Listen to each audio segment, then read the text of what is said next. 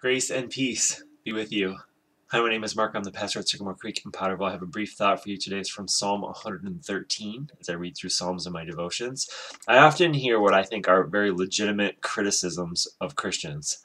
People calling themselves followers of Christ can be violent, they can be irrational, they can be intolerant, they can be racist, they can be bigoted, they can be ignorant, they can be contemptuous of women, and I don't even think that list is exhaustive. The problem, though, is that when we use these criticisms and turn them to God, that I don't think is a legitimate criticism. Critical of followers of Jesus, that might be fair.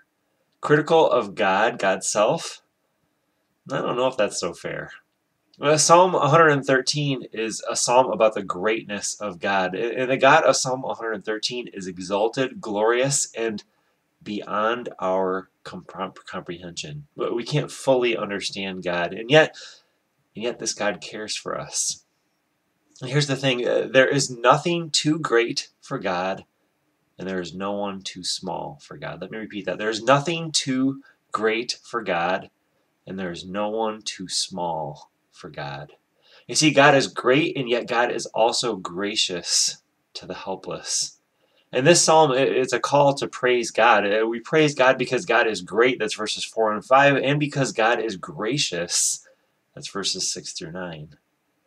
Now, whatever you might think about followers of Jesus, so-called Christians, I want to invite you today to turn to the greatness of God. And I think you'll find a God who is not only great, but who is gracious to you. Grace and peace be with you.